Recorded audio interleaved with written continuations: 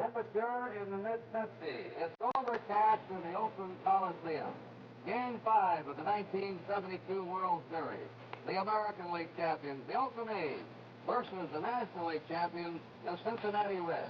Brought to you by your Chrysler Plymouth dealer, highlighting Plymouth Satellite for 1973. Built to be seen, not heard. And by Wright Brothers, a new family of pens from Papermate. Good afternoon, everybody. Kurt Gowdy of NBC Sports with Monty Moore, the broadcasting voice of the Oakland A's. Call them what you want, from their owner on down, loose, wacky, a very colorful team with their mod hairstyles. The Oakland A's have been doing it in the World Series as they have all year, winning clutch ball games, coming from behind with one of the best pitching staffs, maybe the most underrated pitching staff in the Major League. And now Oakland is in a great position to wind up the World Series today. They have their best pitcher, Jim Hunter, slated to start. They have the momentum and the confidence from last night's dramatic come-from-behind victory. Cincinnati is up against it, but Cincinnati hopes they get some base hits. They still feel they can run at will. They're sending men at all times. They can go from first to third. They need base hits. And Sparky Anderson says today, if he doesn't get them, he is going to leave the World Series a very embarrassed man. And the A's will pitch Hunter. The Reds will pitch McLaughlin, Monty, as Gary Nolan's arm tightened up and they go to with McLaughlin. Right, and the A's know a little bit about Jim McLaughlin. He pitched in the American League for the California Angels some years back. As a matter of fact, the last game he pitched in the American League was against the A's here at this ballpark. Oakland has beaten him 5 times in his career, and he has beaten the Oakland A's 3 times dating back to Kansas City, and that's Jim right there. Incredible amount of pressure on a man like him. He has pitched very little in the last month or two of the season, but he did throw 3 real big ball games in that clinching week for the Cincinnati Reds in August. McLaughlin can throw a real good one once in a while. For the Oakland A's, Dick Williams is giving the ball to Jim Catfish Hunter, the most consistent pitcher in Oakland A's history. Hunter has won 60 games the last 3 years, 20 last year, 21 this year, 18 the year before. He is a spot pitcher, a controlled pitcher, and as his wife was saying last night before the ball game, he's probably the most cool man around the city of Oakland. He has a lot of courage. He challenges hitters, and it's going to be quite an interesting duel here this afternoon as the A's try to bring the World Championship to the Bay Area. All right, that's the pregame slant from up here in our telecasting booth. Now let's go down on the field to our partner, Tony Kubek. With me on the field, a pleased man and a rather puzzled man. Larry Shepard is the pitching coach of the Reds. Ted Kluszewski, the hitting instructor. Larry, your pitching has given up just 8 runs, and yet you're down 3 games to 1. Yes, Tony, if you'd have said this a few days ago or a week ago, I would have laughed at you. But so far, it's just been exactly that. If we counted on this kind of pitching, why, we thought we'd waltz in. What are the plans today out of your bullpen? Well, we've got a fellow by the name of Bullpen going today, and it's a pretty good one. We've got the total bullpen is 24 wins, 60 saves. I know Mac has come in several times this year when we were short, like Gary Nolan being out now, and pitched a game that we needed. He beat San Diego 1-0, and of course, with the help of the bullpen. So our bullpen is a pretty good guy. Polsky, what about the hitting on the Reds? Well, we don't know. I'm completely baffled. Our big men have been hitting the ball. They've got 12 hits between them, Perez and Bench, but we're just not getting anybody on in front of them. They haven't driven in the run in the whole series. Is some of it a little bit of a tension or over-anxiety at the plate? I think so. They might be over-swinging and over-muscling a little bit, which slows their bat down a little bit, and they're not quite getting to the ball, and that seems to be the problem. They're fouling off a lot of good pitches. Larry, what about McLaughlin today? What about Gary Nolan, who might have been the starting pitcher in this ballgame? Yes, he's had 2 bad years, Tony, and we're really sorry about it. It's just like Jackson on their club missing him. But Gary, at 70, of course, was hurt during the series and again this year, and I know how badly he feels, and I know how badly the club feels that he can't pitch. Clue, what about the hitting today? Is there a lot of tension or the atmosphere in that Reds clubhouse and dugout, or are they a looser club today? I think they're a looser club. I watched them in batting practice. They're swinging the bat much better. Yesterday, I was a little worried about them and proved to be right. But I think today they're swinging the bat well, and I hope we're going to score a few runs. All right, quickly, you think we're going back to Cincinnati? Well, I told my son Larry in Lincoln that he's going to meet us in Cincinnati tomorrow for the weekend series, so we're going back, Tony. Larry Shepard, Ted Kluszewski, thank you so much. Let's go back upstairs. Thank you, Tony. And now, ladies and gentlemen, here in the Oakland Coliseum, We're ready for the opening ceremonies of Game 5. Good afternoon, ladies and gentlemen. Welcome to the Oakland Coliseum for the 5th game of the 1972 World Series. Here are the official lineups. First, the Cincinnati Reds.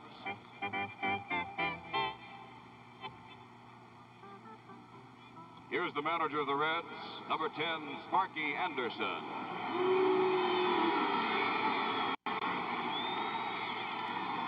Batting first and playing left field, number 14, Pete Rose.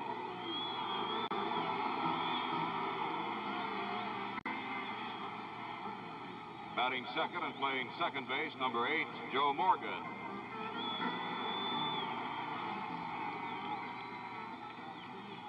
Batting third and playing center field, number 28, Bobby Tolan.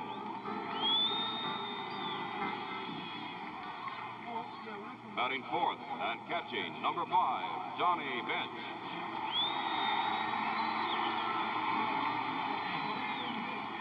Batting fifth and playing first base, number 24, Tony Perez.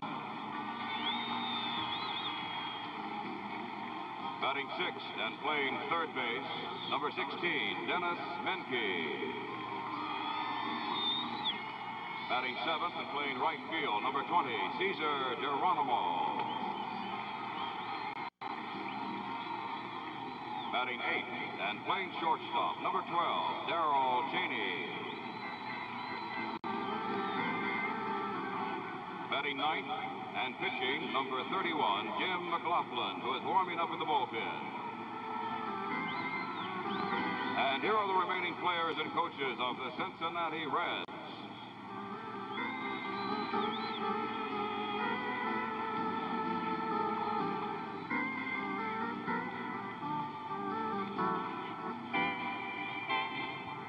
And now for the Oakland Athletics.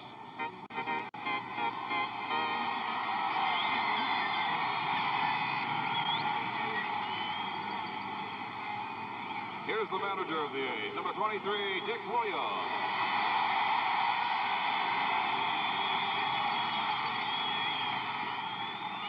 And special recognition to a great ball player, injured in the playoffs, unable to play in the World Series, Reggie Jackson.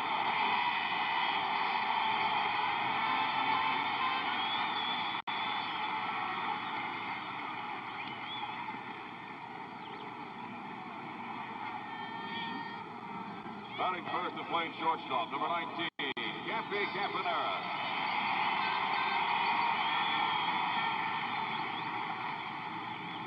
Batting second and playing right field, number 14, Matty Alou.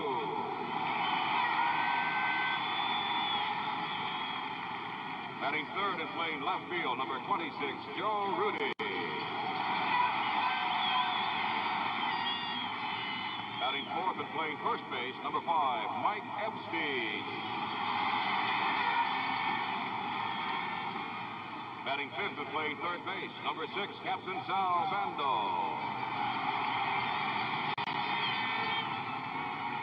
Batting sixth and playing center field, number 25, George Hendricks. Batting seventh and catching, number 38, Gene Dennis.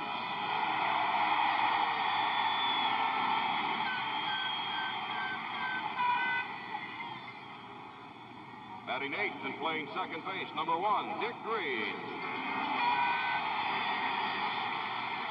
Batting ninth and pitching, number 27, Jim Catfish Hunter, who's warming up in the bullpen.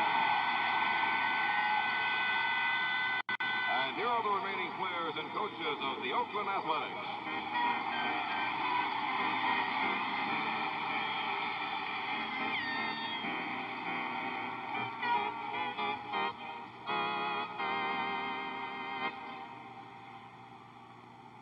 Ladies and gentlemen, please rise and join in the singing of our national anthem, which will be played by the Oakland Symphony under the direction of Harold Farberman.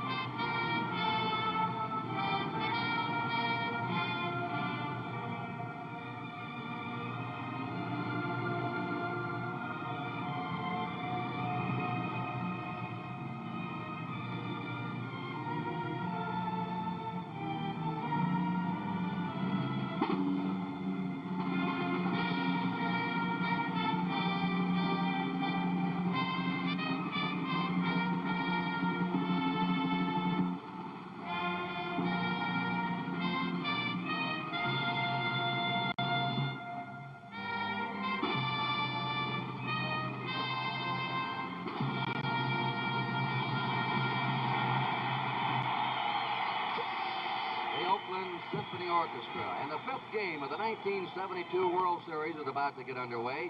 We'll return in a moment.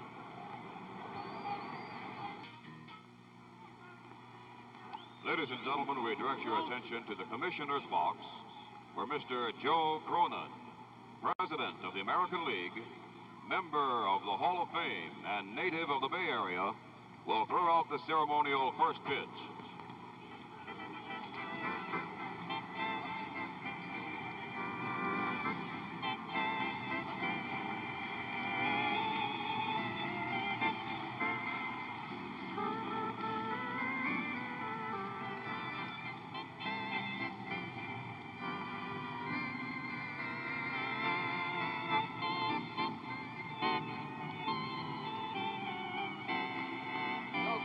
Started playing baseball in San Francisco in the Sandlots there. Became an all-time great shortstop, a manager with the Boston Red Sox, general manager with the Boston Red Sox, president of the American League. And Joe has had the honor today of throwing out the first ball. Pete Rose, Joe Morgan, and Bobby Tolan over by the Reds dugout.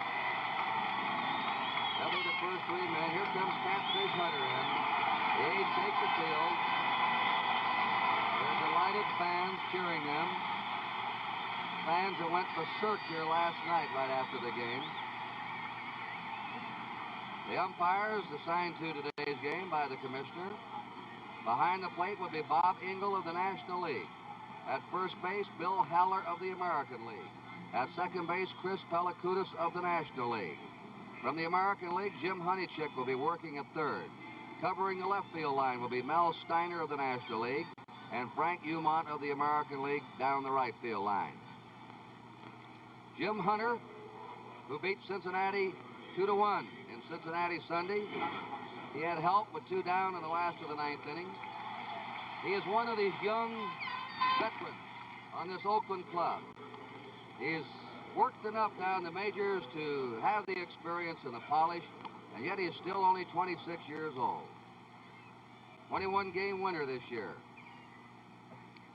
Terrific control, and I think his first start against the Reds, most of the Reds hitters tell me they were very surprised at the velocity on his fastball. Their scouting report said he has excellent control, spots the ball well with a good curve, slider, and sinker ball, but they all tell me his fastball surprised them.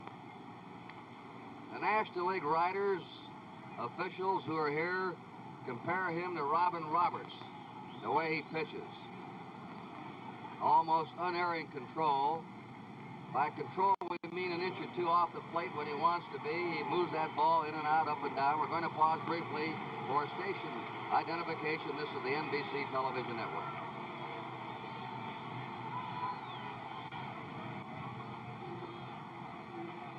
Kurt Gowdy, Monty Moore, Tony Kubek with you. If you'd have bet me and Monty and Tony before the series that Rose and Morgan would have 1 hit combined in 28 times at bat, I would have laughed at you. Pete Rose is 1 out of 15. He leads it off here in Game 5. And he hits a high drive into deep right. That was way back, and it is gone. He hits the first pitch for a home run. And the Reds lead very quickly, 1-0.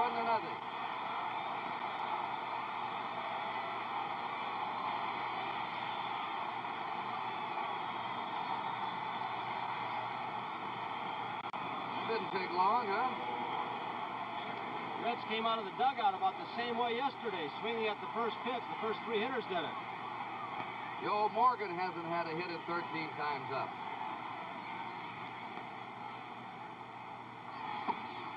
A strike. He was telling me before the game, I can't tell you what's the matter. I feel like I'm comfortable up there. And the same way for Pete. He had a check swing and taps it back to Hunter. 1 down. That home run's not going to bother Hunter. He has a lot of poise, Monty. Yes, he's had some trouble in early innings this year, Kurt, but he is an awfully tough competitor. I've seen him down 2 or 3 runs in the early innings, and he just keeps plugging along, realizing he's going to get that rhythm and tempo back. Bobby Tolan spiked a double in the 8th inning last night to right field that scored 2 runs. to put the Reds in front. Then they lost that lead in the last of the ninth. Tolan's had 3 hits and 16 times in the series. 1 out, nobody on. And the pitch is just outside for a ball. And Pete Rose has become the 11th hitter to lead off a World Series game with a home run. 1 ball, 1 strike. Tommy Agee, the last to do it in Game 3 of the '69 series between the Mets and the Orioles. 1-1 pitch. Popped up. Calling for it, Campaneris, the shortstop. 2 down. Nobody on. Johnny Bench. He and Perez have done their job in the middle of the order. They haven't hit with power, but they've been on base. Bench has had 5 hits and 14 times. The problem is there's been nobody on base ahead of them through the first 4 games. The Reds have not scored over 2 runs in any single game of this series. That's how effective the A's pitching has been. A strike.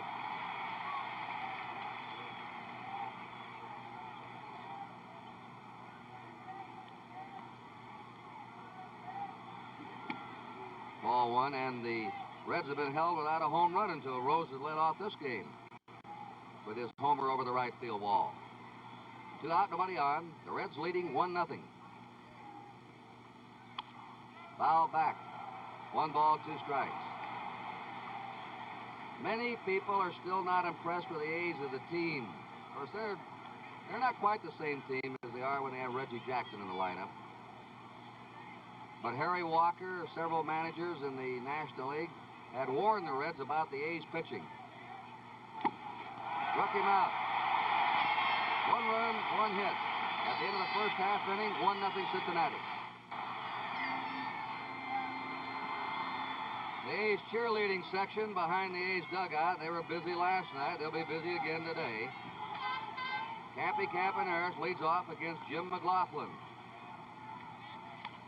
Fouls the first pitch back. McLaughlin has pitched only 4 innings of relief since September 23rd. This year he won 9 and lost 8. He's 29 years old, lives in Florence, Kentucky. To the box. 1 out. Campaneris had had 3 hits and 15 times up. Here's Matty Alou. He's had only 1 hit and 13 times. Made a pair of good fielding plays last night, though.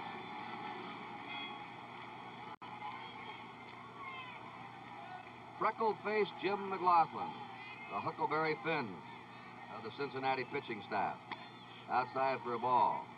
This is his 2nd World Series game. He started the 2nd game of the 1970 series, losing 6-5. Ground ball to shortstop. Darrell Cheney nails him, and they're 2 down. And Joe Rudy has had 5 for 15. 1 homer, 1 RBI. And his catch up against the left field wall off Dennis Menke, Game 2, will never be forgotten by those who follow the World Series. Cincinnati's ahead 1-0. This is the last of the first inning.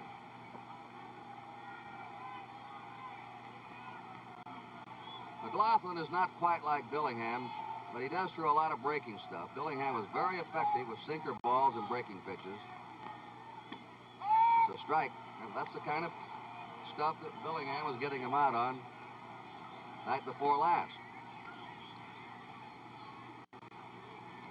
McLaughlin acquired by the Reds along with pitchers Pedro Borbon and Vern Geyser for Alex Johnson and Chico Ruiz after the 1969 season. 1 ball, 1 strike.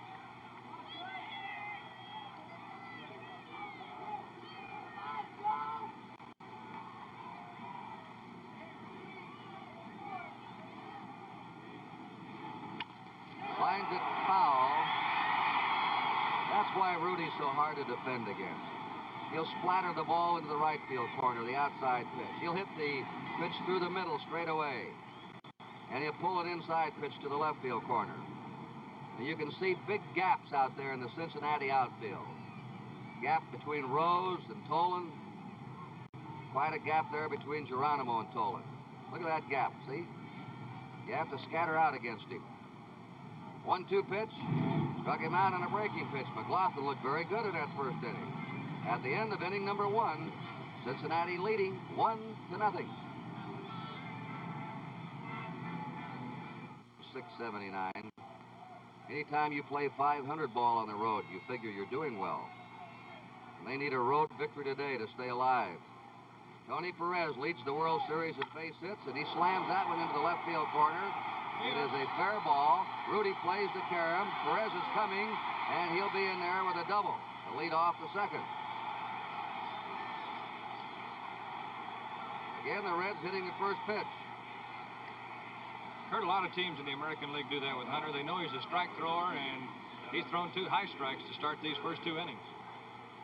So Tony Perez is now batting over 500 in these 5 games. Rose led off the first with a homer. Perez leads off the second with a double. Dennis Menke, 1 hit in 13 times. Ball 1.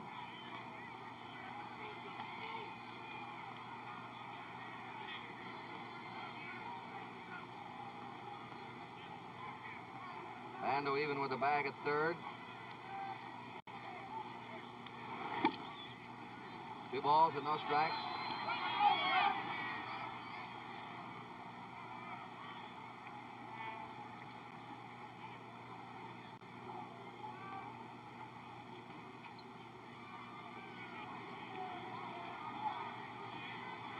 The 2-0 pitch. 2-1. He's trying to go to right field, move Perez over. Get him over to third in any manner he can.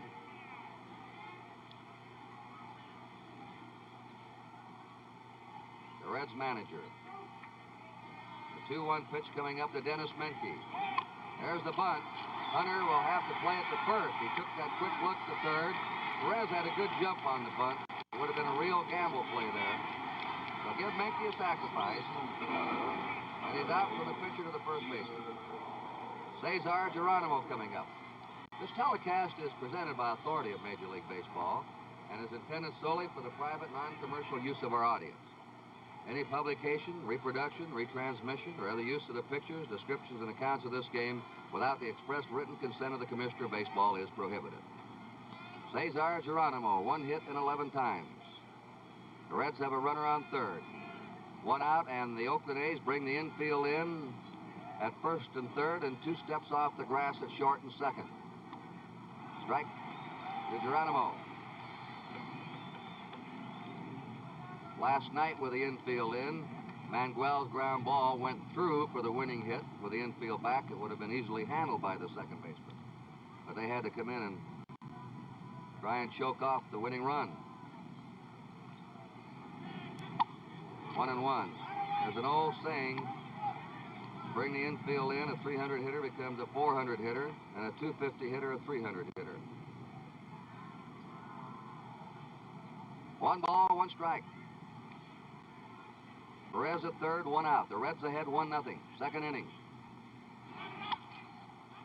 Fly ball in the shallow left. Going to be a foul ball. Rudy grabs it. Perez is holding.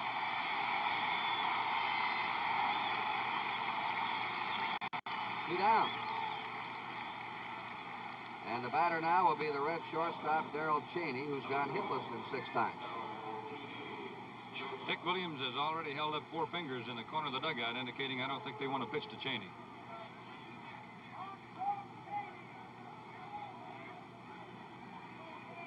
And tennis now. Telling Hunter, put him on. Cheney wanted a cut. This happens occasionally. Pitcher gets careless, lobs one too close to the plate. Batter could reach out and poke it somewhere. After Finger slipped that one by bench the other night on an intentional walk fake, I don't think the Red batters are going to go up there asleep anymore. Cheney's on first. Perez is at third. They're 2 down. And Jim McLaughlin, the Reds pitcher.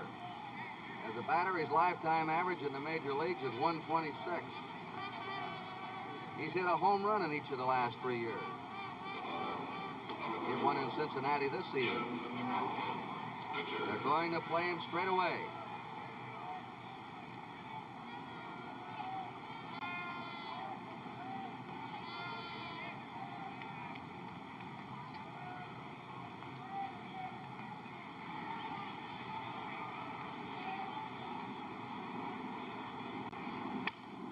Broken bat, there's a fly ball in the center. Henrik comes hard. He's got it. Broken back Cooper. The fleet George Henrik gathered it on the gallop. No runs, 1 hit, no errors, 2 left. The end of an inning and a half. Cincinnati 1, Oakland nothing. Last half the second inning, Mike Epstein, Sal Bando, and George Henrik come to the plate for the A's. Epstein is looking for his first hit of the series. He hasn't had a hit in 10 times up. He's the only player hitless in the A's lineup.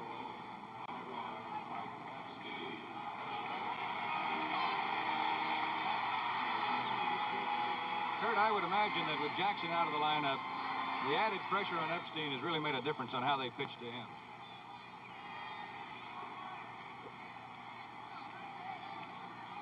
Playing Epstein is a pull hitter to right field.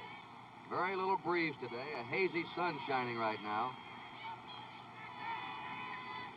Soft curve of the ball to him.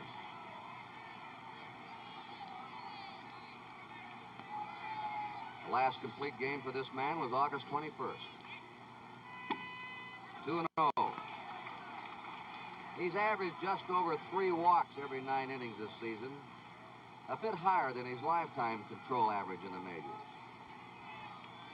Pretty fair control. 2 balls, no strikes. 3-0.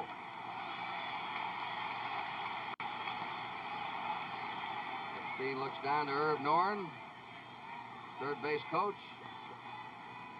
The hitter take. Here's a 3-0 pitch. He's on. 4 pitches. And there's the difference, Kurt. They're just not giving him many pitches to hit, particularly ones that he can hit out. When Jackson's in the lineup, they bat back-to-back, and it's hard to pitch around one. Sal Bando. 3 hits in 15. The captain of the A's team.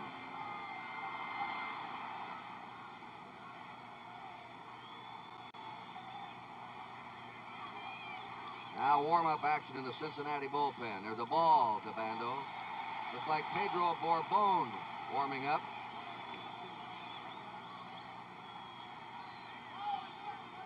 We talk about the A's being a young veteran team. That is, they have 3 or 4 years of experience, yet they're young.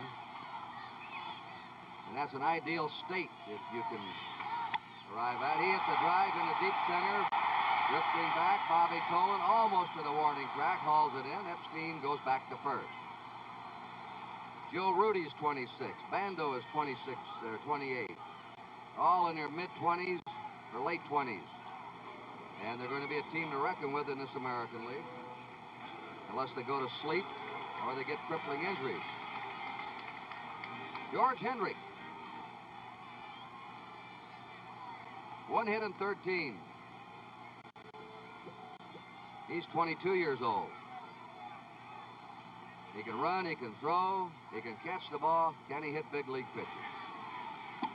He hasn't proved it yet. There's a strike to him. He's hitting the minors. The Reds are ahead 1-0. This is the last of the second. Pete Rose hit the first pitch for a home run.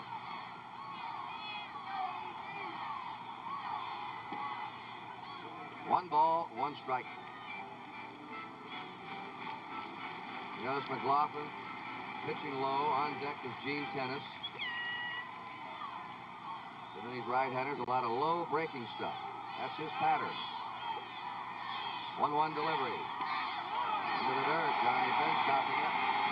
2 balls and a strike. Kurt McLaughlin, as we look at Johnny Bench behind the plate, McLaughlin has an excellent curveball and a sinker. And with a National League umpire behind the plate, they have a tendency to give you the low pitches. And because they sit on the inside corner, a little bit more of the outside corner, which could be an advantage to McLaughlin. The count is 2-1 to Hendrick. Throw to first. Epstein there.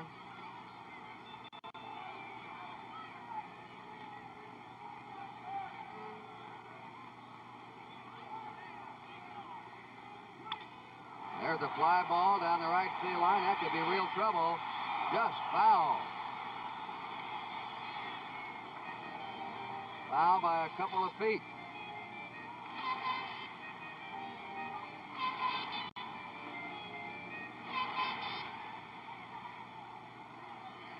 Let's watch that last pitch over again. They've been giving Hendrick a steady diet of breaking balls on the outside part of the plate, as they do many young hitters.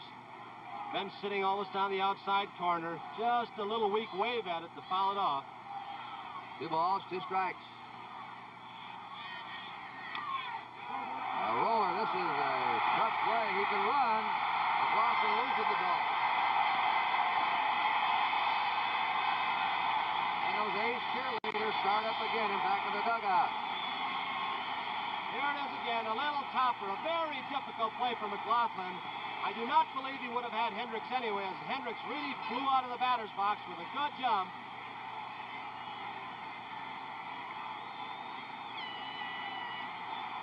Runners on first and second. 1 out. The base hit for Hendrick.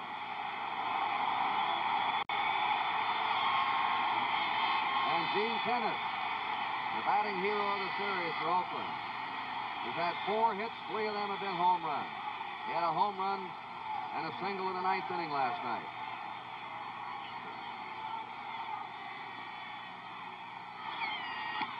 Ball 1.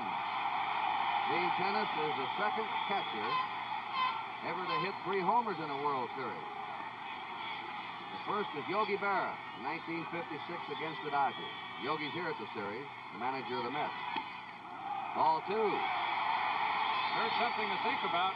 If Gene Tennis gets on, or if he even makes an out, and they don't get a double play, Dick Green may be out of the lineup before he bats once. We'll watch for that, Monty. Dick Green. In the late season, the A's were pinch hitting for their second baseman. Sometimes even in the first or second inning. 2 balls and no strikes to Gene Tennis. There's a long drive. That one's going. It is good.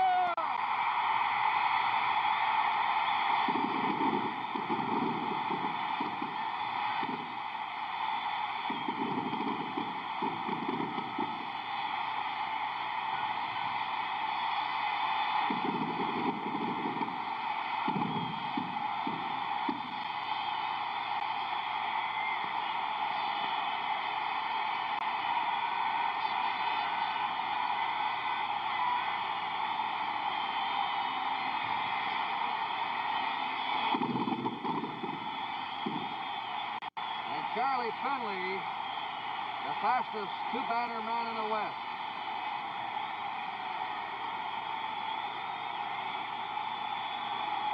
The A's lead now, 3-1. That one's fouled back. What were we saying about Gene Tennis? Along with Yogi Berra, 3 homers. Gene Tennis now is the first catcher to hit 4 homers in a World Series. He hit only 5 all year. He's on his way to the most valuable player of this World Series. Kurt, as we said before, in a different way, though, it's kind of hard to hit him sitting in the bullpen where he's been most of the year. Dave Duncan had hit 19, the regular catcher. Backhanded beautifully by Dennis Menke. He throws Dick Green out. After Tennis had cleaned the bases, they didn't hit for Green.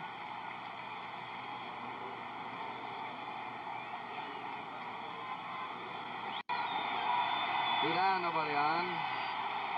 And Gene Tennis has tied a World Series record, ladies and gentlemen, and takes the place alongside of the fantastic Babe Ruth, who hit 4 homers in the 26 World Series. Lou Gehrig in the 28 World Series. A strike. Duke Snider in 52 hit 4 homers. Snider again in 55. And Hank Bauer in 1958. There's a strike. These were all 7-game series, except the Iron Horse, Lou Gehrig, who did it in 4 games. So Tennis is right alongside of Ruth and Gehrig. And Jim Hunter strikes out. But the A's took the lead on the 3-run homer by Tennis. With 2 hits, the score at the end of 2, 3-1 Oakland.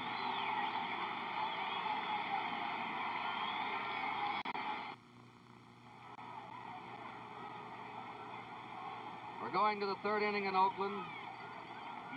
Kurt Gowdy, Monty Moore, Tony Kubek, Pete Rose, Joe Morgan, and Bobby Tolan will lead it off for the Reds. Rose hit a home run his first time up.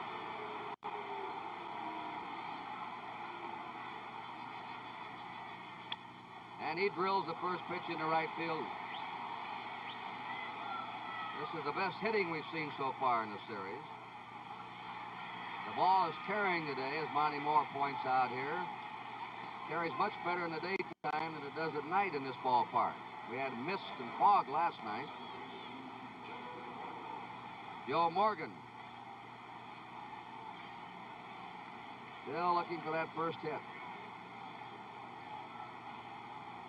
Kurt, the Reds are seeing Hunter for the second time around, and that's going to be a story of this game today. These players now have been swinging the bat 2 or 3 days in a row. There's a pop. We saw Dick Green take his eye off the ball, see what Rose was doing. Played it very coolly. He played an excellent game defensively last night, and so did Concepcion and Menke on the left side of the Cincinnati infield. Dick Green was asking someone today, he said, do they play that rough in the National League at second base all the time? He said, I love that kind of game.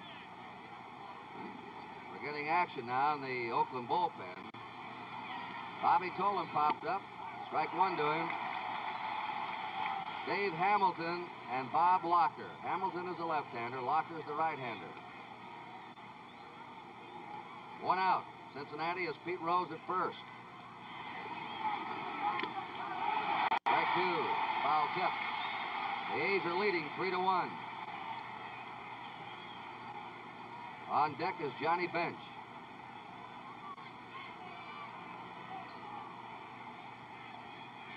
Jim Hunter has been superlative in postseason play.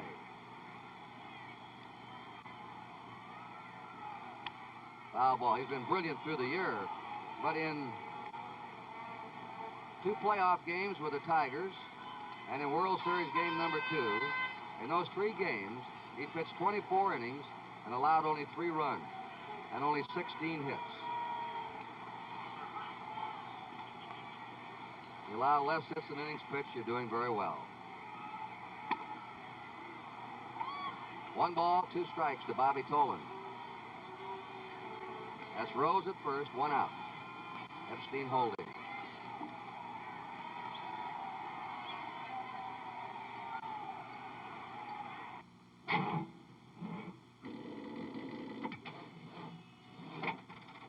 Five cars, 5 dead batteries. But we're going to start all 5, all at once, with 1 battery. A 2-year-old Sears Die-Hard battery. The Die-Hard, with extra power to start your car when most batteries won't. It lives up to its name. Sold only at Sears.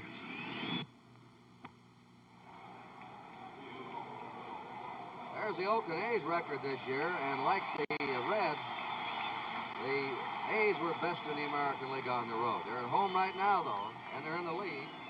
And they have the top of their order up, Bert Campaneris, who tapped out to the pitcher his first time. Gene Tennis's 3-run homer is the difference right now.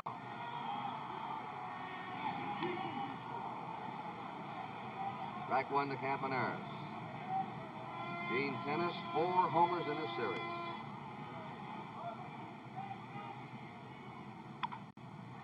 Hit the Menke, foul. Menke's been playing tight against Campaneris, who's wrapped that ball solidly to him several times, and Menke's had those quick reactions that you have to have at third base. Do or you don't.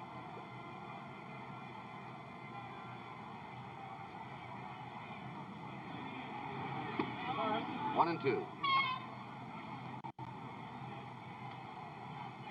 Jim McLaughlin's 11th pro season, beginning in the California Angel organization in '62. Campaneris was caught looking. Strikeout number 3 for McLaughlin. And the batter is Matty Alou. I've never seen Alou look so futile at the plate as he has in this series, Monty. He hasn't even hit the ball hard in the series, and it's strange because he had no slumps at all after joining the A's. In 31 games, he was getting a hit or two almost every day. He is one of the most difficult men in baseball to strike out. Each season, 1 ball, no strikes to him. The A's lead 3-1. There's a fly ball out in the right field. Geronimo waiting for it. And we have 2 down. Joe Rudi struck out his first time. Kurt, number 22, Joe Harlan, has a unique distinction. This is his 3rd World Series. He has not been in a game as yet. He was in the Pony League World Series down in Texas. He is a pitcher, and he pitched in the College World Series for Oklahoma State University, and here he is in the Major League World Series. Won the bubblegum championship, too, didn't he? At least a close second. 2 out, nobody on. The A's out in front 3-1. Have Joe Rudi at the bat with Mike Epstein at deck. He drills it. That's fading foul, though. See all those banners out there? They had them strung all the way across the bleachers, and the Reds went to the umpires and asked them to take them down. Some of the white banners, especially in left center and in center field, were distracting the batters.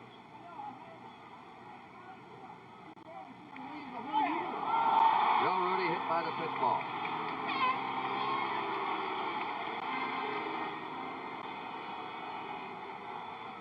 Watch Joe get plunked once again.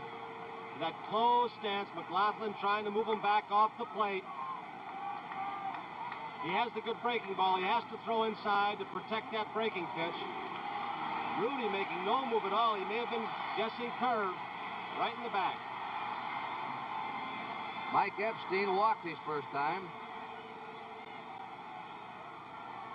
The Oakland A's have 2 out. And once again, action in the Cincinnati bullpen springing up. He did not commit himself. Now they check with a third base umpire. Honeychick, he says, no, he didn't swing. How do they tell? It used to be if they broke their wrist, they'd call it a strike. But now most umpires will tell you if the bat comes over the plate, halfway over the plate, they're going to call a strike on him. 2 balls, no strike. The home plate umpire gets blocked out in his vision many times, where the umpire on the baseline has a better opportunity to see the play. 2 balls, no strike. Pedro Borbon heating up again. 3-0.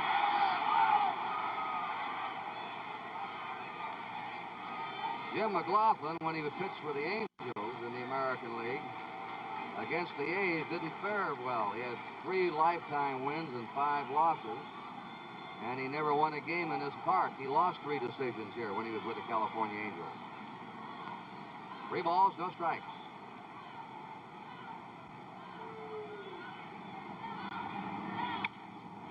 Ando went after the 3-0 pitch and grounds out. No runs, no hits, no errors, 1 left. 3 innings are gone in Game 5 of the World Series. Our score is Oakland 3, Cincinnati 1. If Cincinnati wins today, the World Series will move back to Cincinnati for Game 6 tomorrow, starting at 12:30 Eastern Daylight Time. Tony Perez doubled his first time up. First ball swinging, a strike to him. And he hit the first pitch of the second for a double. Perez, the leading hitter in the World Series. A 1-strike pitch. 1-1. He's facing a man, Jim Hunter, who's not lost the game since August 25th. 5-3 to Baltimore. He has won 6 since then, 5 during the season, and a World Series victory. Ball 2. He did not win or lose against the Tigers in 2 playoff games. His club didn't get him any runs. He and Lolich tangled twice in a couple of great pitching duels. Menke on deck. 2-1. Grounded to shortstop. Campanera Over to Epstein, one down.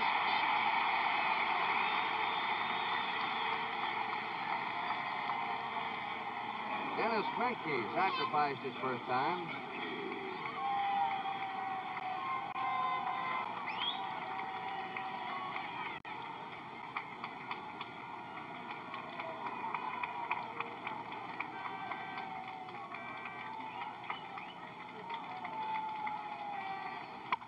He hits a high drive to deep left. That one is sailing back, and it is gone.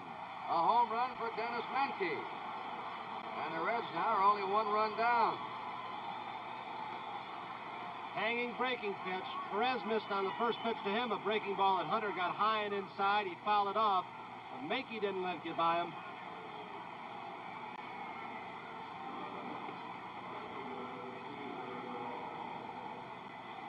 Watch that home run swing once again. Notice how much he chokes up, but he does have good power. A belt high inside the hanging curve. Our score is Oakland 3, Cincinnati 2. Ball one to Cesar Geronimo, who fouled the left field his first time. The Oakland bullpen is busy again. Hamilton, a left-hander, Locker, a right-hander. 1 ball, 1 strike. 3 homers in this game.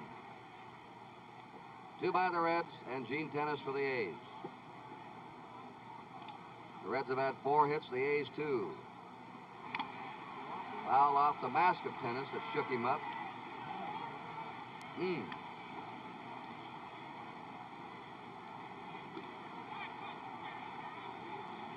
Eating dinner with a straw tonight.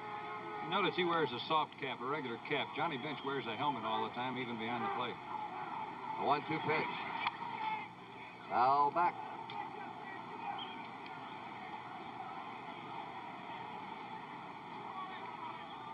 The hitters were complaining about batting at twilight last night until it got dark. Had perfect light conditions today, a hazy sun, soft light. 2 balls, 2 strikes.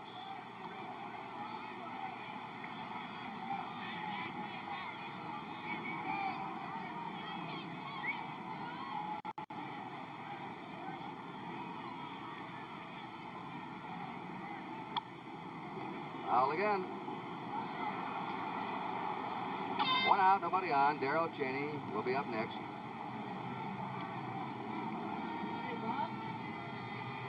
We'll be winding up the World Series. It'll conclude our baseball telecasting this year. Foul. But NBC will be back again next year for the regular Saturday Major League Game of the Week, 15 Monday night games, the All-Star Game, the baseball playoffs, and the World Series of '73.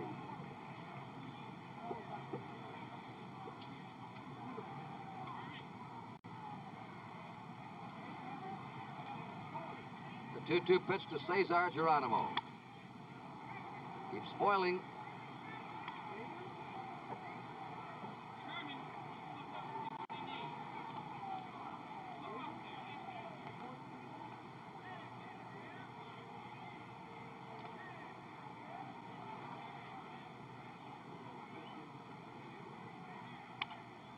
Another one.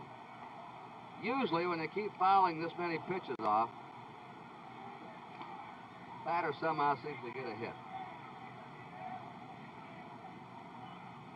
Doesn't always work that way. Let's see how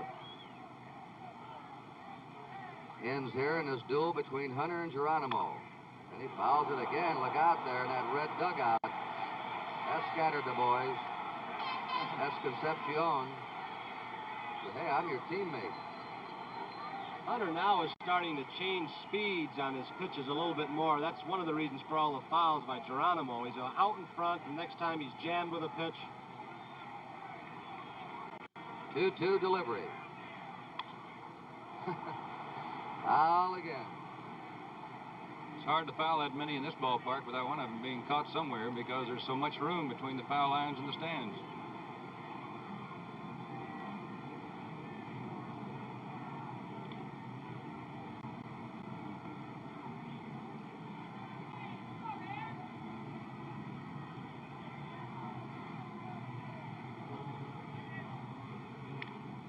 Another Another foul by Geronimo.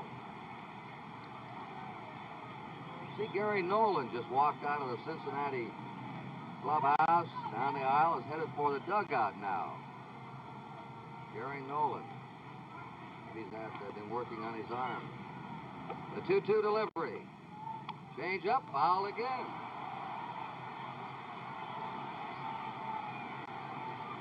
He has 8 foul balls in a row now, and he's hit 10 fouls this time at bat.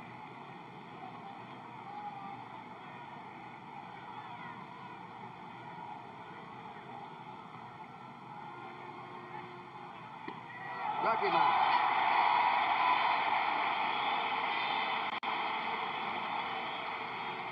He gave Hunter quite a workout. That's the second strikeout for Hunter.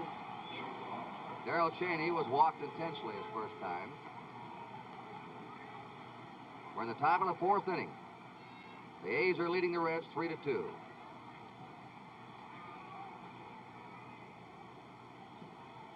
Ted Eulander has come out on deck. There's a fly ball, hit the deep center. Hendrick is out there, drawing a beat on it, hauls it in. And the Reds are out in the 4th. The score being a 3.5, 3-2 Oakland. Last of the 4th inning, and Sal Bando leads it off for the A's. He'll be followed by George Hendrick and then Gene Tennis. Jim McLaughlin drops the curve in for a strike. Bando flied to deep center his first time.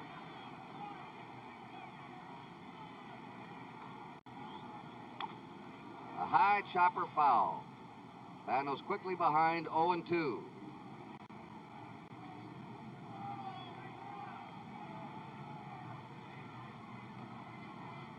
Another sellout crowd here today. This game is not blacked out in the Bay Area. Ooh, that pitch just missed. 1 ball, 2 strikes. And it's turned into a beautiful day here. The sun out brightly now. 2-2. Hendrick waiting for his turn. His manager in the background, Dick Williams.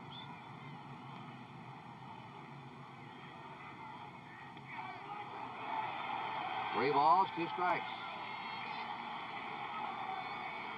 He's delivered several in the dirt like that. He's trying to get too much spin in his curveball.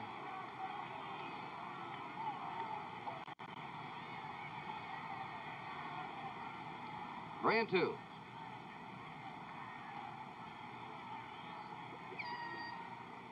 He's on. Second walk by McLaughlin. He's also hit a batter. George Hendrick beat out an infield roller. And again, Bourbon gets up in the Cincinnati bullpen. The Reds will not be wasting any time today.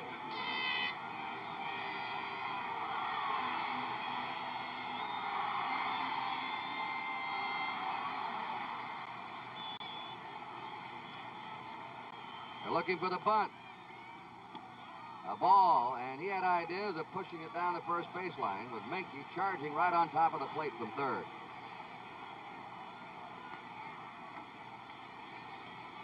One ball, no strikes. The A's ahead 3-2, last of the 4th.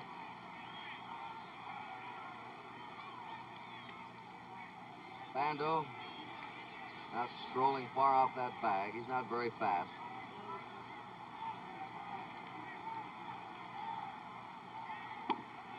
Two balls and no strikes. McLaughlin lost Bando after he had 2 strikes on him. And here's Sparky Anderson coming out now because that's 6 balls in a row delivered by McLaughlin. And I believe he wants a new pitcher. You know, the Reds players were saying the other day, when Sparky comes out, I know he's not coming out to talk with me. Yep. Doesn't want to go any farther with McLaughlin. He removes him, brings Bourbon on. We have a break in the action at the Oakland Coliseum in the last of the 4th inning. The score, Oakland 3, Cincinnati 2. And the first pitch to George Hendrick was a strike by Bourbon. At first base of Sal Bando. That preceding announcement was made on behalf of Major League Baseball. It's 2-1 now to George Hendry. There's the bunt. Over the glove, but Perez very alertly backed up Bourbon, who let the ball skip over his mitt. If Perez had not been there, Hendry would have beaten that one out. Hendry gets a hand. They wave those banners again. Those banners have become a conversation piece there. Charlie Finley started out with 250. There he is, the quickest two-handed banner man in the West. Yesterday, he ordered 350 more, and today he ordered 2,000 delivered here. They're going to walk Gene Tennis.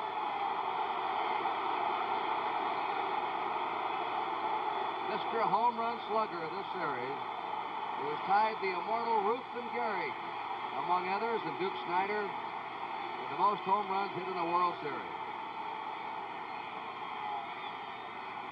Dick Green is on deck. They may hit for him. We'll see. Gonzalo Marquez is coming out to bat for Dick Green. Marquez has been sensational pinch hitting. He had a pinch hit single last night. In the playoffs in the World Series, he's had 6 times at bat, has had 4 pinch hits, and 6 times up.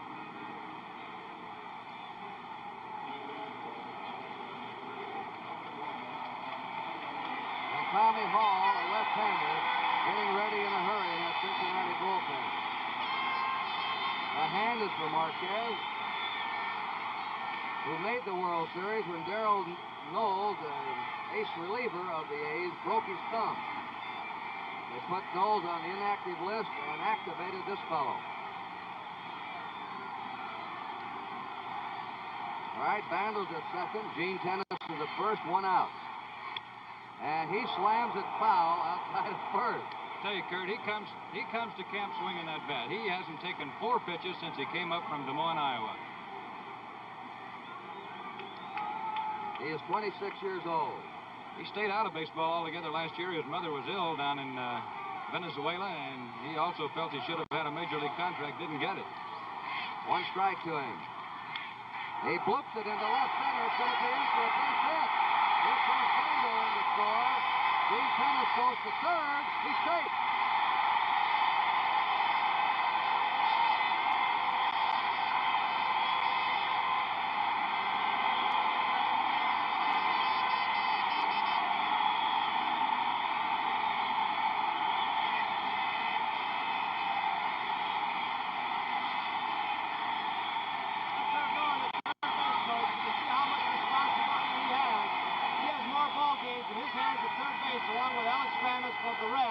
Probably than the manager.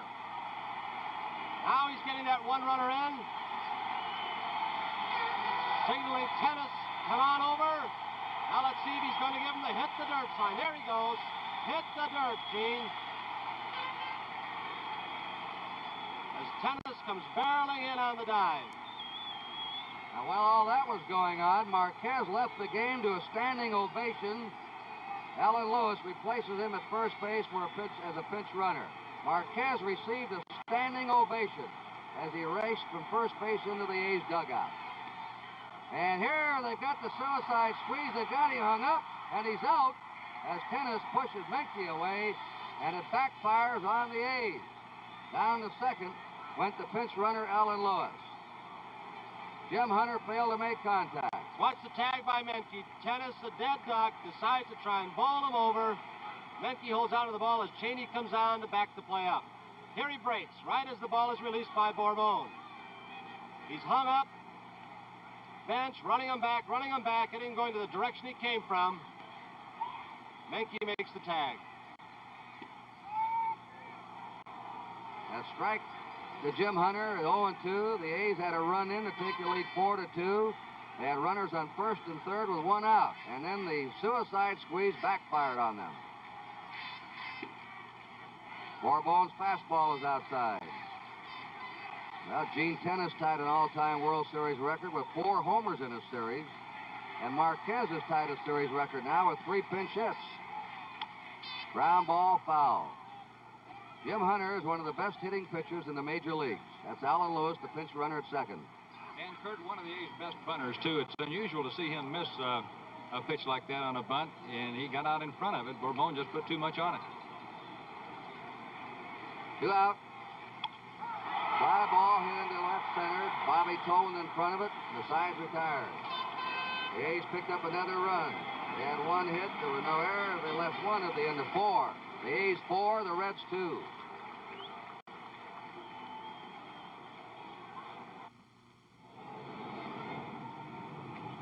That's the A's dugout. And now in the 5th inning, Ted Eulander is going to bat for Bourbon as Ted Kubiak plays second base for the A's.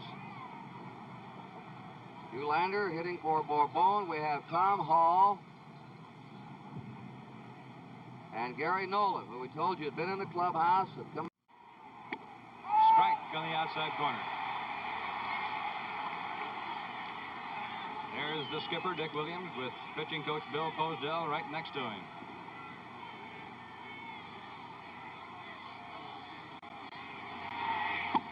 Oh, there's that curveball. He makes it look so easy.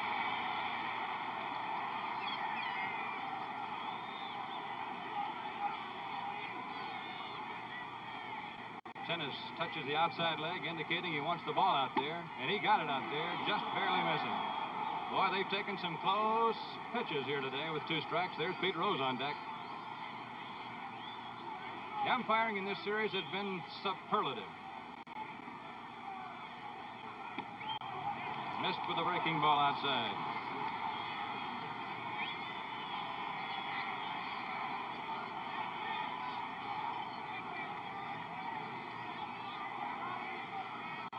Raleigh got ahead of him at 0-2 and wasted a couple with teasers. Missed inside. He is now at 3-2 on the second man in a row. With the top of the batting order up, and Concepcion can run.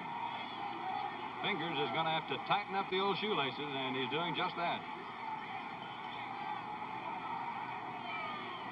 Big pitch for him right here.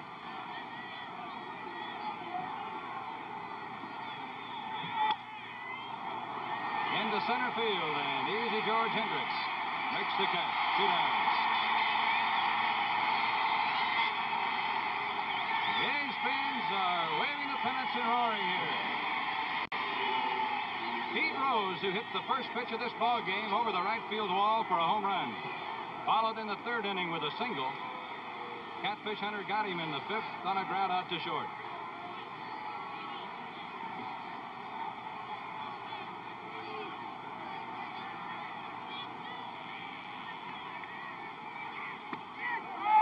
Fastball really had a tail on it. You could see it moving away from the left-handed batter.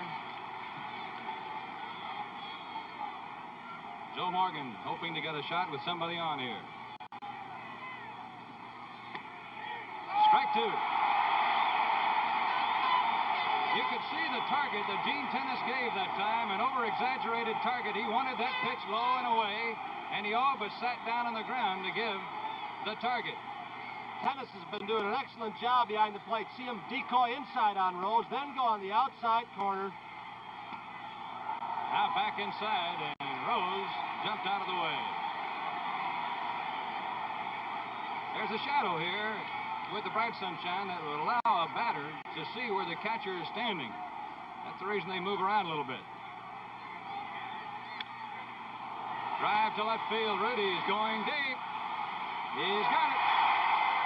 He ran out of track out there. We go to the last half of the 7th inning. The score, the Oakland A's 4, the Cincinnati Reds 3.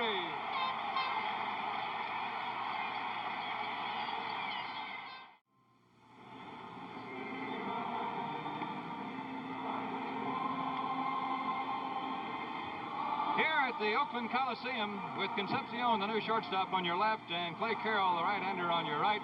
Here at the Coliseum, 50,000 fans are standing and singing "God Bless America," rather than "Take Me Out to the Ball Game."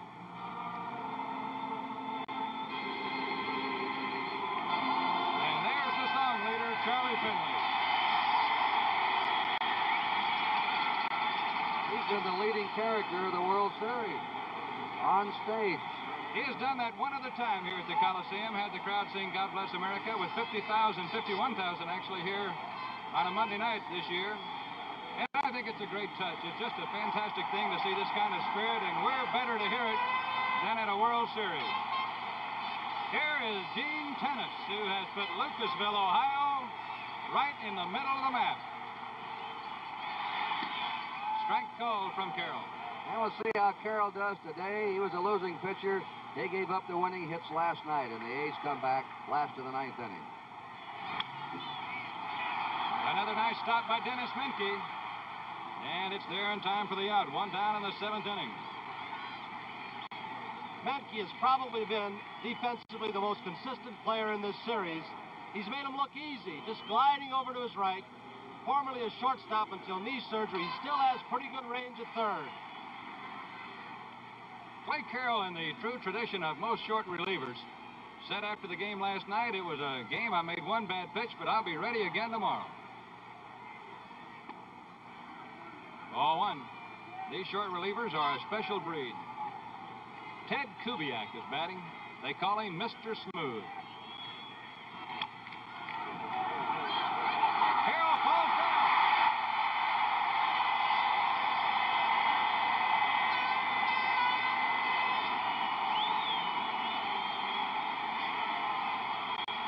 Kubiak did not get a good jump out of the box. You don't usually get one. When you tap a ball or get jammed, Carroll thought he had to hurry a little bit more than this. Feet give out from under him. Kubiak's got a hit. And you wonder how they score this one? A base hit.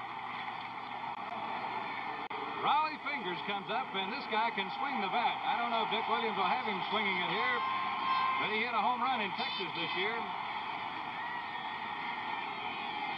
Where do they get all these pitchers that can hit, Monty? Hey, they have a lot of fun. Pre-game batting drills. The A's pitchers have the game, as do all clubs' pitchers, but Oakland does have a bunch of real good hitting pitchers. That's Johnny Bench to Joe Morgan, and Fingers drops the perfect bunt down the third base line. He really did in that ball. Oakland leading 4-3. Watch how far. As Menke comes in, Johnny Bench ranges from behind the plate. Yogi Berra is one of the finest at moving out from behind home plate on bunts. Bench may even top Yogi. They say he's a one-handed catcher, but on that pickup, as they teach all catchers, he goes at it with the glove and rakes it over into the other hand. Here's Bert Campaneris. The A's are a hit away from another run.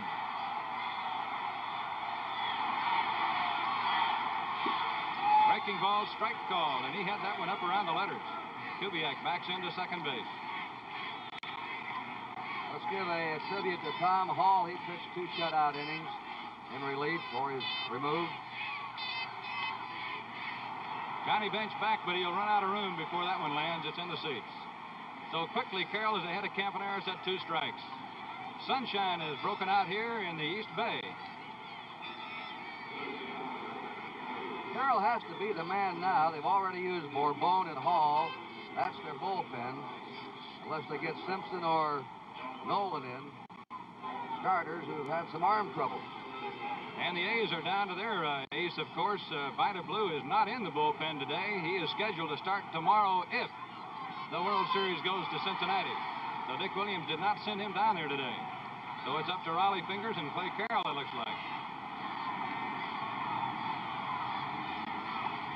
He got him looking on a fastball, and he really had him set up for that. Campaneris unhappy, but it's all over in the 7th. The score, Oakland 4, Cincinnati 3.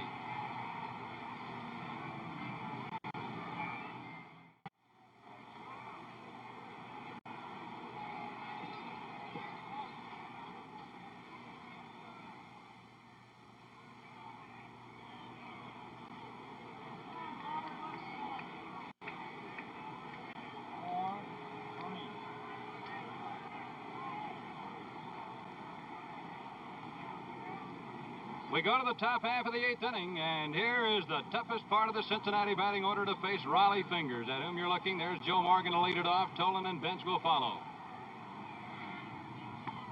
Morgan, who hasn't tried to bunt in the series, ran up on that one and took it high for ball 1. The Oakland bullpen has a left-hander, Dave Hamilton, and a right-hander, Bob Locker. They ought to be ready if called on. Morgan will do anything to get on. He really believes he can steal anytime he wants. He led the Reds in walks this year, got 115, and he's up there looking at Raleigh Fingers now at 2-0. He walked in the 5th inning after 2 were out and turned it into a run. Right down the middle. This year, no one in the major leagues received more free passes than did Joe Morgan. 115 times he got on that way. 0-3, and Fingers now has the biggest pitch to make he's had to make in the game. Tolan on deck. With Morgan not hitting the ball, the pitchers really hate to walk a guy like that who can turn a walk into a double. He walked him. And they walked him in the 5th, and he scored from first base on a single. That's the first walk Fingers has given up, and he couldn't have walked a more dangerous man in a one-run ball game. Monty, a pitcher has a few weapons he can use against a great base stealer like Morgan. You can throw over many times. You can adjust your rhythm. Pitch home plate quickly one time. Take your time. But maybe the best of all is to stand out on the mound in your stretch position and let that runner get flat-footed so he doesn't get a good moving break towards second base. Here's the situation. Dick Williams is going out. Here's the situation, Kurt, where the A's missed Darrell Knowles more than at any other time. He has one of the best moves to first base at holding runners on and one of the best pickoff moves in the major leagues. And Darrell is out with a broken thumb. He had the lowest earned run average on the A's staff, and I guess he was especially good coming in against a left-hander like Tolan. Right, and Williams would even bring him in against right-handed batters with a good base stealer on just to hold him on there, and it really means a lot to a catcher. Darrell broke his thumb in the most freak way for a pitcher. He only batted about 6 times all year, and he hit a ball to left field, and turning to run away from the plate, he fell down on his thumb. Here we go. There's the first throw over to first base where Mike Hegan has taken the place of Mike Epstein.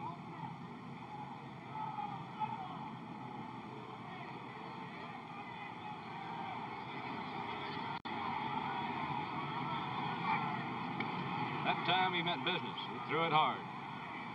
The Reds have stolen 6 bases in this series to just 1 for the A's. No doubt about their advantage in team speed. Nobody down in the 8th inning.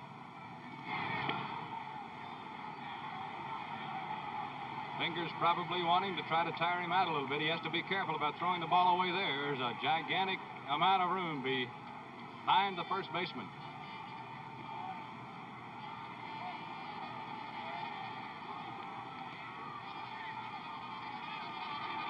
Pitch out this time, and he's not going.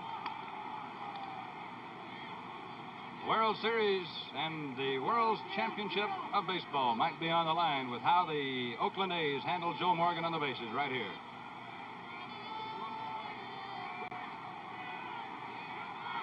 There he goes. Bunted at and missed. Throw to second. Too late. He steals it. That time Tolan helped Morgan out. Hegan holding him on. Morgan with a big lead. Tennis got rid of the ball well, but Morgan just outruns the ball. Here comes Morgan again. Tolan gave him a lot of protection, giving him that extra step, being left-handed and blocking the view of the catcher, Tennis. Now Tolan's job is just to get him over. He bunts at it, misses. Or did he go for it? He did. Morgan hasn't had a hit in this series. But now his speed, his base running, paid off last night and today. Cincinnati bullpen has put a starter out in the hill now. Ross Grimsley, a left-hander, has joined Simpson, a right-hander.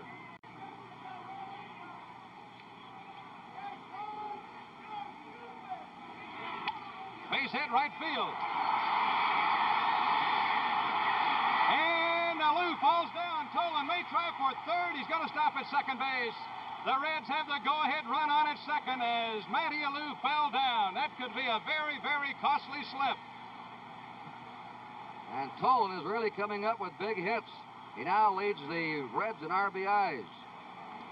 Knocked in 2 last night. He's driven in 2 runs today. An error has been given to Matty Alou in right field, allowing Tolan to go to second. A tie ball game at 4-all. That leadoff walk is always a bad omen, and Fingers has found it costly here. Now Johnny Bench. He ran into the ball. Was he in front of the plate or not? Home plate umpire Bob Engel appealing immediately to first base umpire Bill Haller. Williams out now saying, I want you to appeal. Now Haller's coming in as Engel says, nope, I did not make the call. Haller did. Bench was in the batter's box when the ball hit him. Had he been out, the ball hit him in fair territory, he would have been out. One strike to count on Johnny Bench. Bobby Tolan at second, carrying the go-ahead run. There's nobody down in game number 5.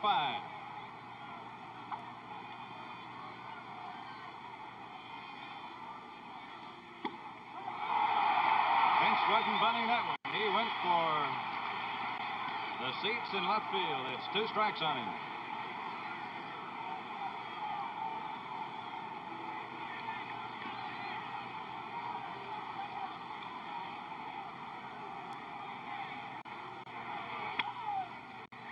Bando holding Tolan at second, throwing to first for the out. 1 away.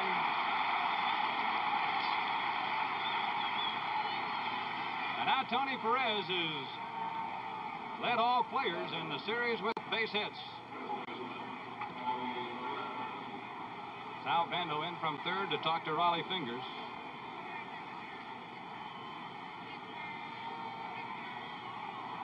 Joe Morgan, who led the majors in walks, got his specialty to start this big 8th inning for Cincinnati. You keep your eye on Tolan on second base, too. He's liable to try to go for third and get there where he can score on the sacrifice fly. Kubiak's holding close. That's a ball. With a right-handed batter at the plate, some of the real good base stealers like to go to third because the catcher has to either step behind the batter or out in front of him to make the throw.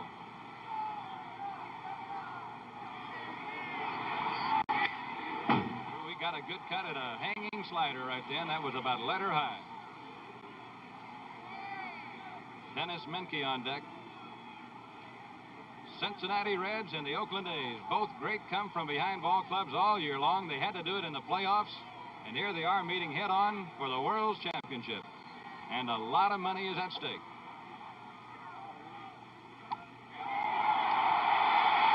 Strike 2.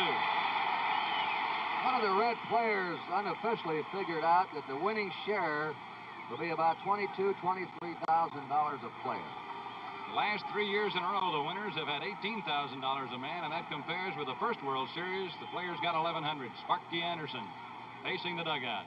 There goes Tolan to third. It's swung and a miss. Throw to third. Safe. Bando is furious. Here comes Dick Williams into the picture.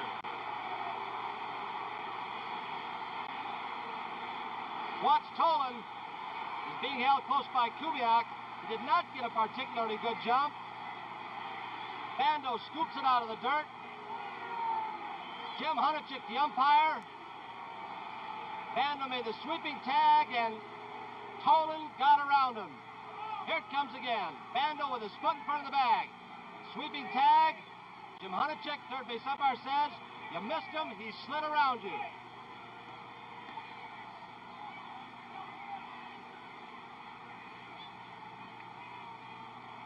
Stolen base right now is not as important as Perez went down swinging.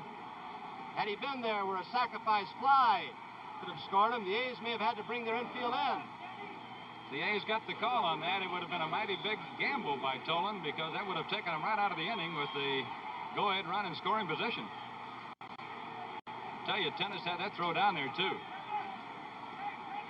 Now here's Dennis Menke. He is homered, struck out, and sacrificed.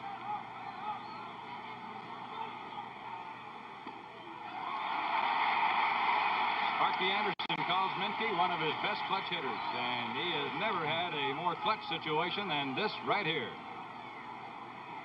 We are tied up in the top of the 8th, 4-4, and Sparky is on the walk again.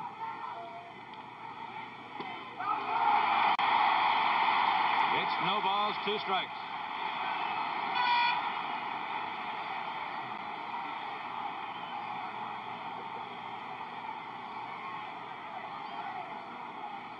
Pressure on Gene Tennis to make sure in case the ball is in the dirt here, he's got to block it.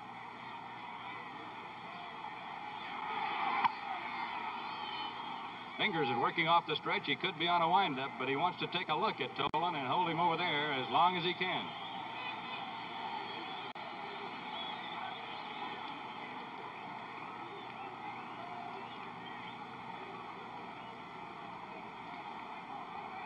Tolan trying to get Fingers to balk. Wow, mighty close. 1 ball, 2 strikes.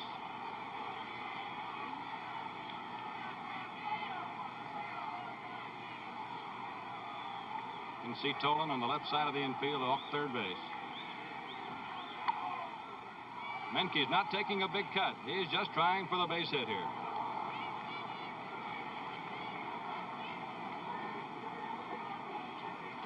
Fingers is not much of one to waste pitches either. Most of the A's pitchers, when they're ahead of a batter, go right ahead and try to get him right there. They try not to make a fat pitch, but they want to go ahead and get him. Menke fought that one off. He just had a very small swing at that to protect the plate. Monty, a lot of the pitchers and their young ones on this club give a lot of that credit to Bill Posadale, who's retiring after this year. The chief has been with these kids ever since they started, 12 years ago when Finley bought the ball club.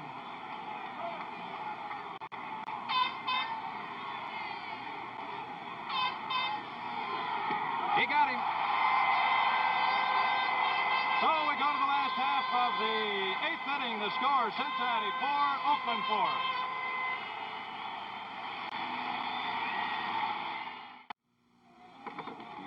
If the World Series is over today, Sunday on NBC, there will be a pro football doubleheader.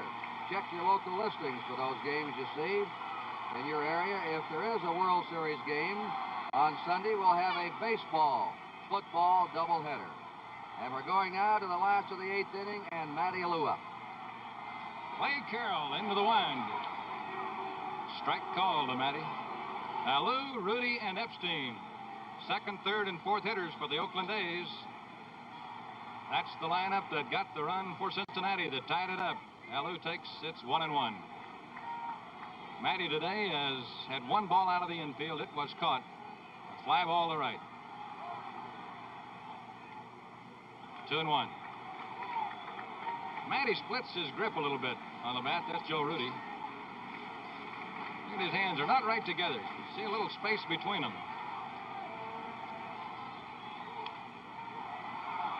Carroll's going to have to cover first. He got there. Clay Carroll almost fell down again. Both Carroll and Perez make a great play on this one. You can see they get their signals mixed up just slightly. Now Tony with a flip leading Carroll, just barely beating Alou. Tough call for Bill Haller, the first base umpire. Well, I tell you what, Perez made quite a play. He not only had to get rid of that ball, he had to lead a man perfectly who was going away from him. These red players in the infield seem to be having trouble on this thick natural turf.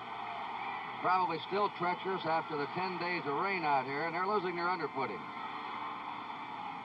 Now here's Joe Rudy, and Dennis Menke, the third baseman, is going to play right even with the bag. Rudy bunted for a base hit here the other night. And he does that for 2 reasons. He gets base hits once in a while, about 9 this year, but he'll draw that third baseman in, or he has a better chance to hit it by him if he swings. Ball 1 to Rudy. We are tied up at 4-4. Cincinnati has had 6 hits and Oakland 4. On deck, Mike Hegan.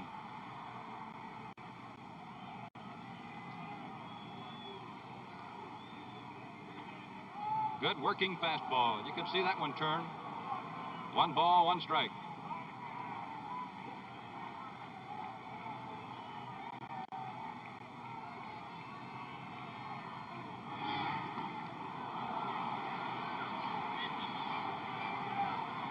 One and 2 to Rudy.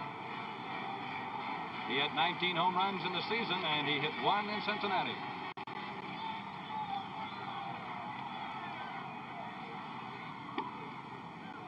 Missed outside. Sparky Anderson has had Ross Grimsley In the bullpen, now he has Jack Billingham. They are his two starters for the 2 games in Cincinnati, if it goes that far. Billingham pitched the best game against Oakland of any Cincinnati pitcher. Rudy pops it up. Pete Rose looking for it in the sun, and he's saying he's got it. Boy, when he catches that ball, he really snaps it down to his waist. And Rudy got under that one just a little bit too much, or he might have had it out of here. Now for the A's, Mike Hegan comes up to bat. Mike, for the year, hit .329 for the A's, mostly as a pinch hitter. Also used as a late-inning defensive replacement. Valuable man to have around. Dick Williams has really used him very well as pinch runner, pinch hitter. Carroll misses low, ball 1. Hegan has been up 3 times in the series without a base hit. He was in one World Series with the New York Yankees when he was really a young kid. Strike, it's 1-1.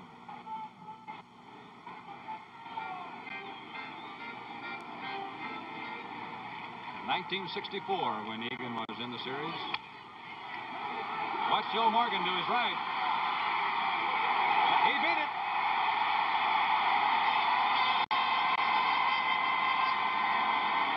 Mike Hegan ran up on the grass. Watch Joe get rid of this ball. He knows Hegan has speed. You get a chance to call it yourself. Puts on the bag. The ball's still out there coming into Perez's glove. Haller with a couple of close plays. Take a look at it again. Joe flipping the ball over. Put on the bag as the ball gets in the glove. Now Sal Bando. Ball 1. They're giving Bando a big gap in right center field. Bobby Tolan playing him well over in left center, and Bando hits the ball a lot with power to right center. There's a drive up the middle, base hit. Egan is going for third.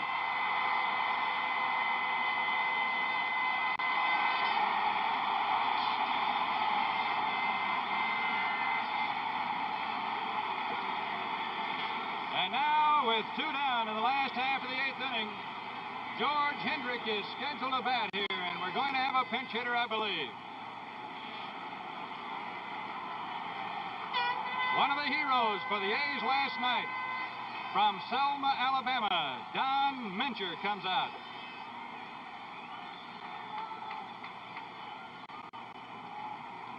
Grimsley in the bullpen for Cincinnati.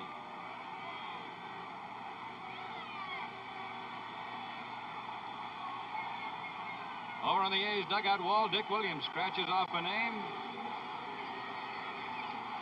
Oakland has runners first and third in a tie game. And there's that scorecard. You can see a lot of changes made here today.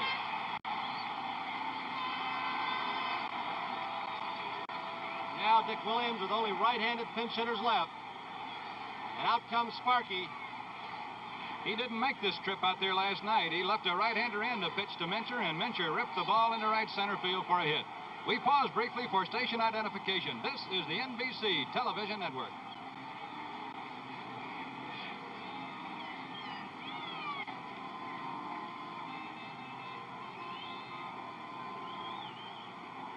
Sparky Anderson now with a big decision. He has Grimsley to come in against a left-handed batter if he wants him. The pitcher is scheduled to hit in the number 8 spot for Cincinnati in the 9th, which means that Geronimo would lead it off, then the pitcher Carroll, if they take Carroll out. And they're bringing Grimsley in to work to Mincher. But Dick Williams will make a change. It's going to be Angel Mangual here against the left-hander. There's a break in the action here in Oakland to score. The A's 4, the Reds 4.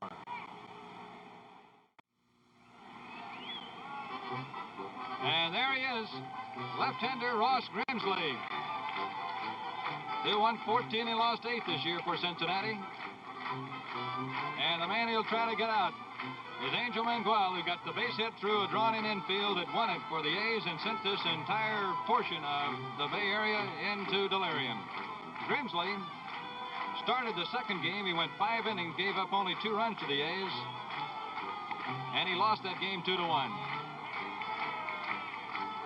Angel Manuel, who made the Major League Rookie All-Star team last year while hitting .285 for Oakland. He shared the center field duties here last year with Rick Monday. This year, he reported to camp with a pulled hamstring muscle, and really not a hamstring. It was up on top of the leg, not on the back. And it took him a long time. He even went down to the minor leagues to start the season, playing in Iowa, to try to get his leg back into shape. And he never really got the job back that he had obviously inherited. And in the meantime, Jack Billingham continues to warm up for the Reds. Anderson going all out. He has to. As Larry Shepard said before the game, it's Bobby Bullpen today for Cincinnati.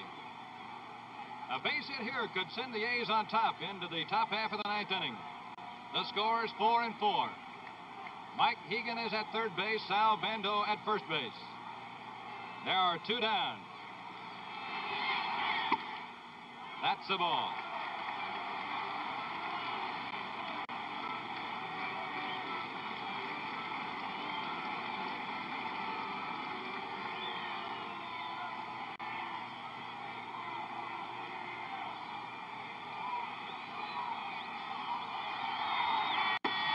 Strike call. Good pitch by Grintley. He wanted it down. He got it down.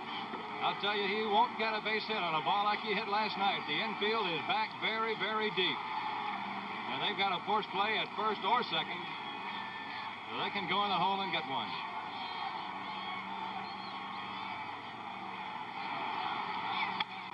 And that's the same kind of ball. Morgan has got it. Throws him out. And we go to the ninth, tied up 4-4.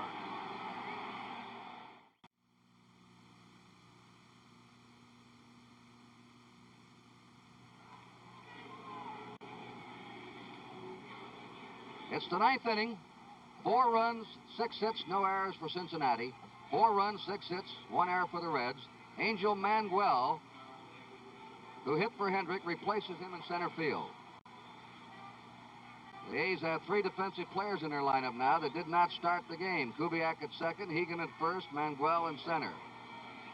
Cesar Geronimo is scheduled to lead off for the Reds.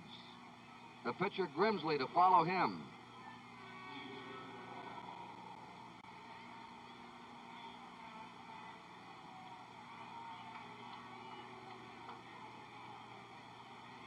The first 4 games decided by 1 run. We're in the ninth inning of a tie game here.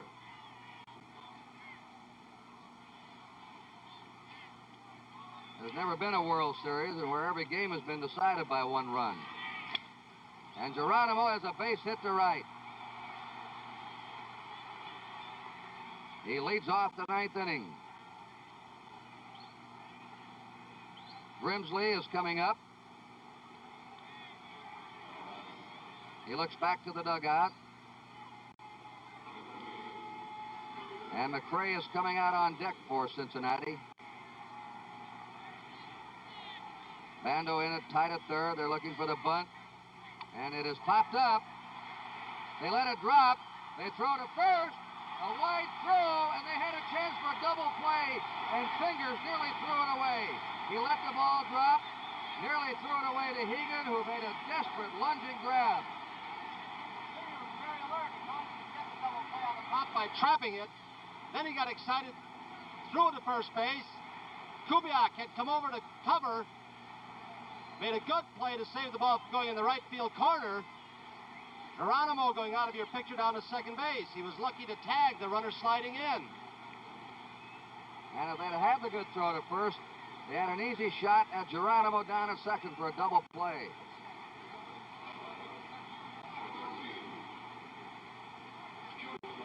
So now the Reds have the go-ahead run at second. That's what they were trying to do anyway. And Dave Concepcion is the batter. He was a pinch hitter in the 7th, and he flied out. Ninth inning, tied 4-4. 1 out. Geronimo, a fast man at second.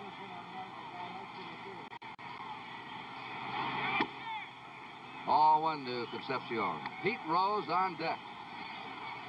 Kubiak has made some good plays at second base. Might have been a game saver right there should the A's win this. 2 balls, no strikes to Concepcion. Hamilton, a left-hander, Locker, a right-hander in the Oakland bullpen. Dick Williams out. He played in 1 World Series with the Dodgers in '53. He managed for the Red Sox in the '67 series. Played in 2 losing World Series teams and managed. Went out to steady fingers down.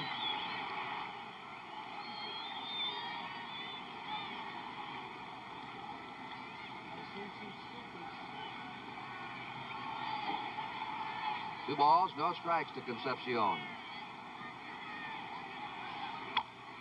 Foul ball, 2-1. Monty Moore's on his way down to the A's clubhouse in case the A's win this one. The battling Reds have them tied here in the 9th. Hit the bando. Up. Throws. Safe at first base.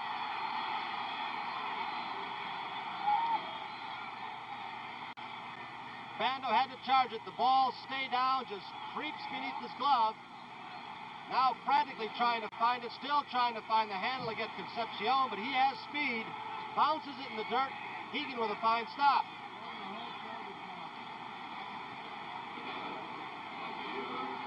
And the Reds have the top of the order up. They have charged Bando with an error. No defensive lapses are giving the Reds a shot here in the 9th.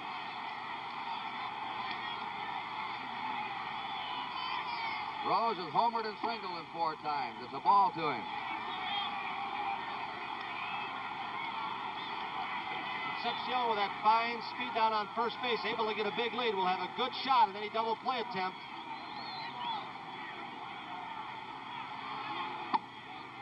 Ball 2. There's the lead man, Geronimo at second. Concepcion at first.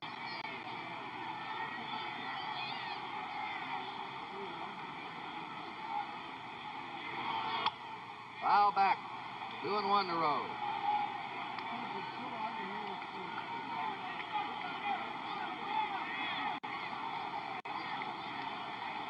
One out here in the 9th inning. And Joe Morgan on deck.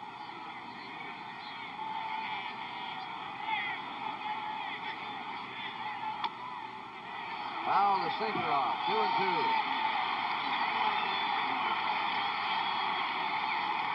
And the A's bullpen with Hamilton and Locker.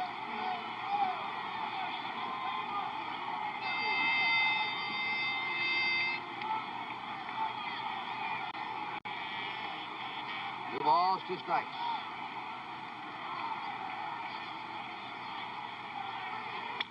Base hit into center field.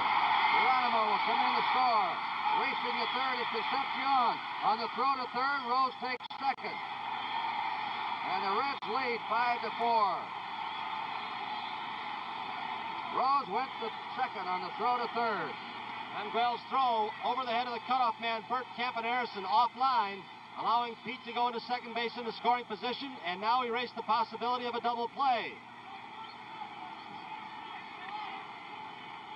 Joe Morgan will be the batter. Dick Williams wants his left-hander, young Dave Hamilton, to come on now and face Morgan. And loose defensive play has hurt the A's here in the 9th.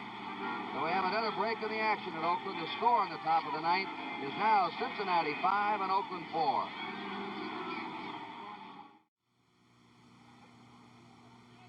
Dave Hamilton making his first appearance of the series.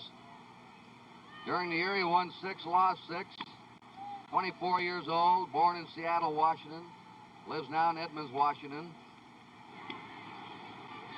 He's facing Joe Morgan, whose base running has kept the Reds alive last night and today, even though he hasn't had a hit. Today he's walked twice. He has scored 2 runs. He's stolen a base. He went back and talked to Alex Grammas, the third base coach, about Hamilton. And the Reds have runners on second and third, 1 out. And And a bad throw to first base by Raleigh Fingers, where he had a chance perhaps for a double play, has turned it around here in the ninth. First time in the World Series that we've seen Cincinnati able to take advantage of the great team speed that they have, forcing mistakes. The A's bring the infield in. Concepcion's at third, Rose is at second. One out. Big chance for the Reds now. A ball to Joe Morgan. There they are, Concepcion and Rose.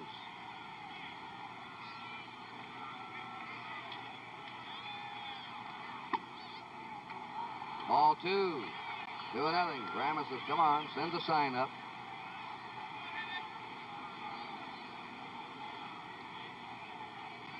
Two and out to Morgan. He hits a high fly down the right field line. It's shallow. Concepcion is tagging. A loose throw is double play.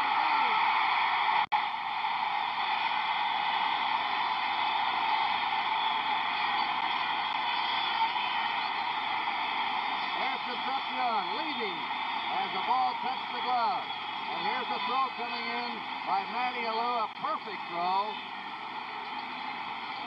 The tag by Tennis, and it's a double play, 9-2. 1 run for the Reds. They had 2 hits, and they take the lead. Matty Alou has been hitting below par in this series, but fielding above par.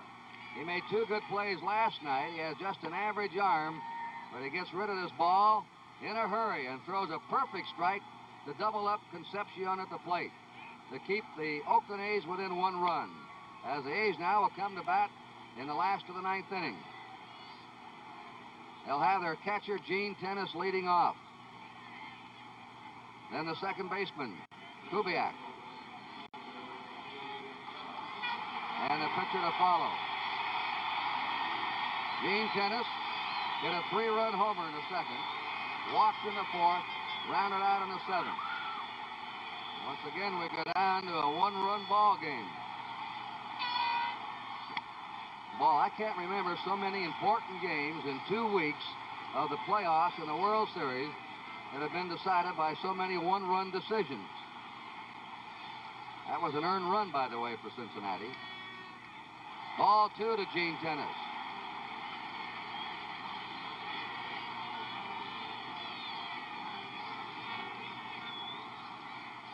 Grimsley, a starter pitching in relief. Billingham and other starters warming up in the Cincinnati bullpen. Ball 3.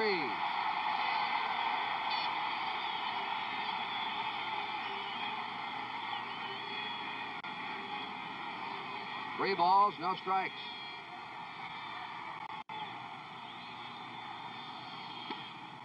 Grimsley gets it over. 3-1. Anderson, and I don't blame you, Sparky.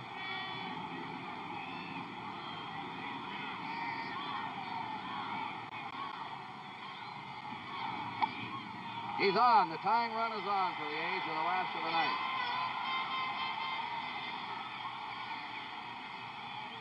Ted Kubiak's the batter.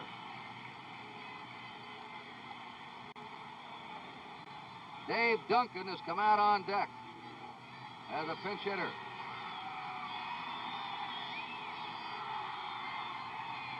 The Reds lead 5-4, last of the 9th inning. That's a strike to him. In those playoff games, 5 in each league, 5 of the 10 playoff games were decided by 1 run. We're into the 5th World Series game. They've all been 1-run ball games. 1 strike to Kubiak. He pops it up. Waiting for it, first baseman Perez. 1 out.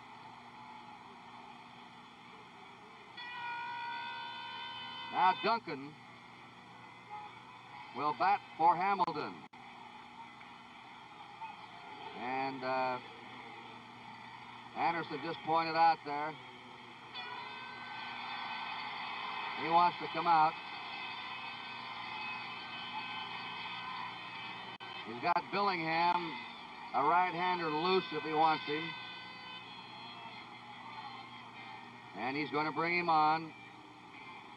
Right down against it. He's got a one-run lead to keep his team alive.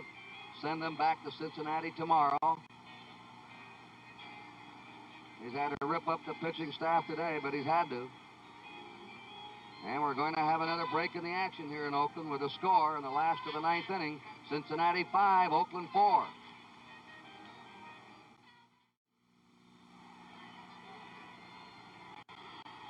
Jack Bellingham, who pitched brilliantly here on Tuesday night. Had to have ninth inning help. Won 12, lost 12. Will face Dave Duncan, who lost his starting catching job just after the halfway mark. That's Blue Moon Odom, who's gone in to run for Gene Tennis. Duncan hit 19 homers during the year, 15 in this ballpark. He has good power. He hit most of those home runs early in the season. Seasonal batting average of .218.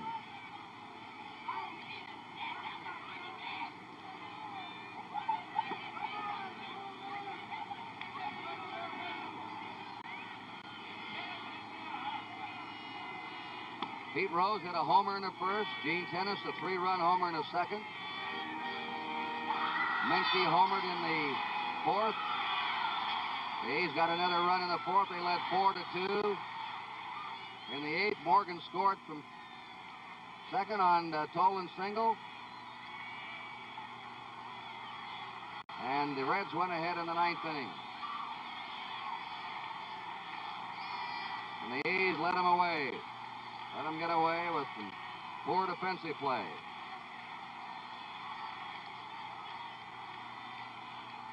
I said Bellingham pitched Tuesday. It was Wednesday night. Ball one. Sparky's worn a path out in that dugout. He usually sits down, but not after he fell behind 3-1. Strike to him. 1-1. If they go to Cincinnati tomorrow, Vida Blue will start for Oakland. We don't know who will be going for Cincinnati. 1 ball, 1 strike. And he lines it into left field for a base hit. Here's Odom coming to third. The tying runs to third. The throw by Rose comes in to second. And the A's continue their miraculous pitch hitting. They've had 2 pinch hits today, and they had 3 pinch hits in 1 inning, the 9th inning last night.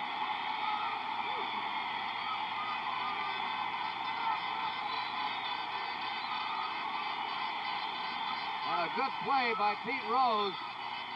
He kept that winning run from getting to second base. He had no chance on Odom at third.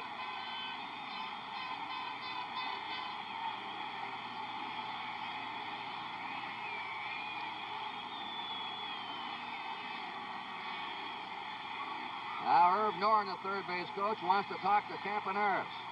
Campaneris has gone hitless in 4 times. This is the top of the A's batting order. Cincinnati leading 5-4, last of the 9th inning. Another seat squirmer here, Oakland Coliseum. The A's fans standing with their banners behind the dugout. Everybody on their feet there. The infield is tight at first and third. Just a little shorter than halfway at short and second. They get the ground ball at either short or second. They may try for the double play to get out of the inning.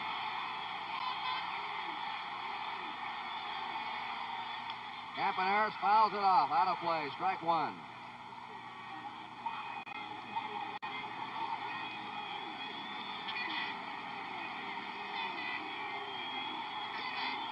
Bellingham's ahead of Campaneris. 1 strike. John Odom, the tying run at third. The on-deck batter, Matty Alou. The winning run, Duncan at first. Strike 2. Don Gullett, another starter, is warming up.